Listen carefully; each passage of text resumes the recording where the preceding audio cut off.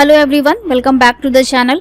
अगर आपका income tax return 26 AS के साथ मैच नहीं कर रहा है तो आपके पास भी डिफेक्टिव रिटर्न का नोटिस आया होगा और इस नोटिस का रिप्लाई आपको कैसे करना है, आज बहुत ही सिंपल मेथड आपको बताने वाले हैं। नोटिस का रिप्लाई करने के लिए जो मेथड हम आपको बता रहे हैं ये एक्चुअल में वर्क करता है और अगर ये वर्क ना करे तो आप हमें कमेंट बॉक्स में जरूर बताइएगा, आपको इसका सोल्यूशन भी हम जरूर बताएंगे। जब आपके पास डिफेक्टिव रिटर्न का नोटिस आता है तो उसमें आपको दो कंडीशंस यहाँ पे मिलती हैं, या तो आप अग्री कर सकते हैं या फिर आप डिसअग्री कर सकते हैं। अगर आप अग्री पर क्लिक करते हैं तो यहाँ पर ऑफलाइन यूटिलिटी का ऑप्शन आता है, यहाँ पे टिक करेंगे तो यहाँ पर आपसे जेसन फाइल अपलोड करने के लिए बोलता है।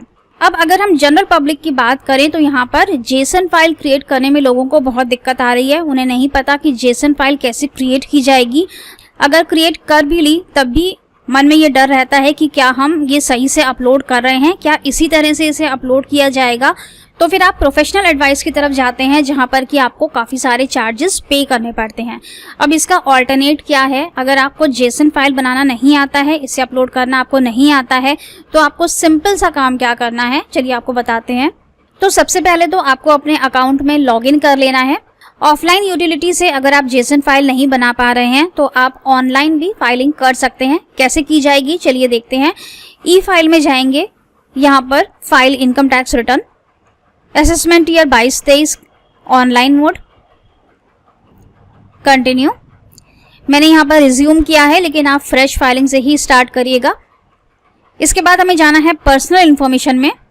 यहाँ पर आपको नेचर ऑफ एम्प्लॉयमेंट डाल देना है, जो कि आपकी ओरिजिनल रिटर्न में जो था वही आप यहाँ पे सेलेक्ट कर लेंगे।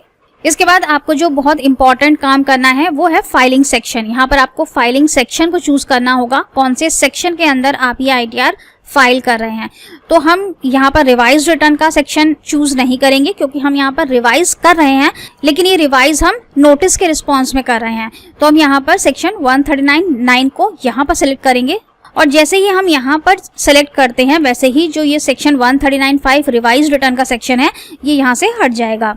तो यहाँ पर हमारा क्या हो गया, filed in response to notice under section 139(9) filed in response to notice to rectify the defect. इसके बाद नीचे आएंगे तो यहाँ पर आपकी ओरिजिनल ITR का जो एक्नॉलेजमेंट नंबर है वो आपको ऑलरेडी फिलअप मिलेगा, डेट भी फिलअप मिलेगी, आपने कब अपनी ओरिजिनल रिटर्न फाइल की थी। इसके बाद आपको नीचे यहाँ पर देना है डॉक्यूमेंट आइडेंटिफिकेशन नंबर, जिसको हम शॉर्ट में डिन भी बोलते हैं।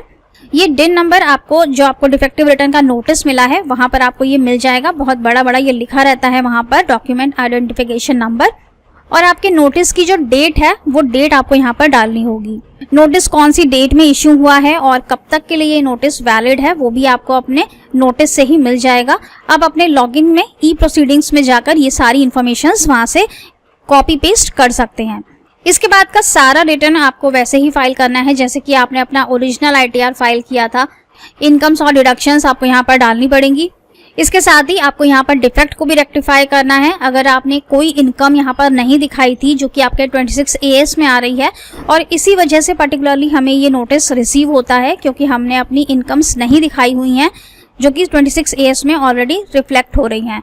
तो आपके केस में भी अगर ऐसा है कि 26 AS में कोई इनकम्स रिफ्लेक्ट हो रही हैं जिसका TDS तो आपने क्लेम कर लिया है लेकिन इनकम प्रॉपरली नहीं दिखाई है, तो यहाँ पर आपको उसे रेक्टिफाई करना है, अपनी इनकम्स को प्रॉपरली डिस्क्लोज करना है और इसके बाद आपको पूरा ITR वैसे ही फाइल करना है जैसे कि आप ओरिजिनल ITR को फाइल करते हैं।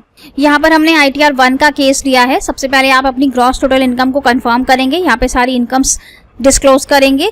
वैसे तो ये ऑटो पॉपुलेट हो जाती हैं इनकम्स, लेकिन अगर ऑटो पॉपुलेट नहीं हो रही हैं आपको एक बार चेक कर लेना है 26 AS से ऑटो पॉपुलेट नहीं हो रही हैं तो आप यहाँ पर इनकम्स को एडिट भी कर सकते हैं। टोटल डिडक्शंस जो भी आपके 80C से लेकर के 80U तक डिडक्शंस हैं वो आप यहाँ पे दे सकते हैं। टैक्स पेड में TDS आपका जो भी 26 AS में दिख रहा है वो रिफ्लेक्ट हो जाएगा।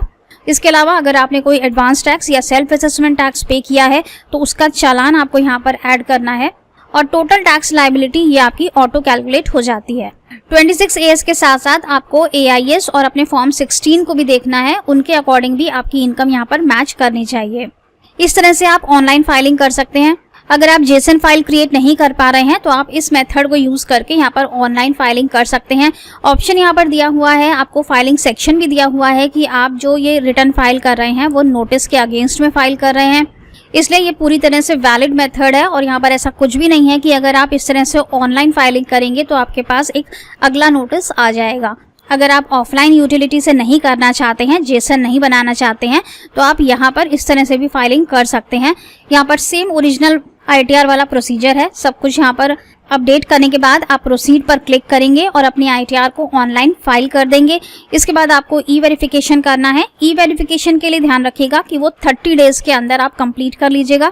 डिफेक्टिव रिटर्न नोटिस के लिए आपको 15 डेज का टाइम मिलता है, इसलिए अगर आप ये वाली अपनी रिटर्न 15 डेज के अंदर अंदर ही फाइल कर दें तो ज़्यादा अच्छा रहेगा। आपका ITR जल्दी प्रोसेस हो जाएगा और आपका रिफंड भी आ जाएगा।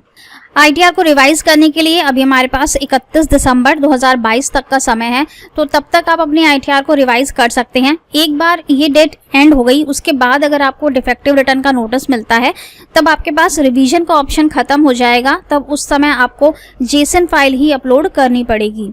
तो ये जो ऑनलाइन वाला मेथड है ये हम तभी तक यूज कर सकते हैं जब तक कि हमारी रिवाइज रिटर्न की डेट अभी एंड नहीं हुई है।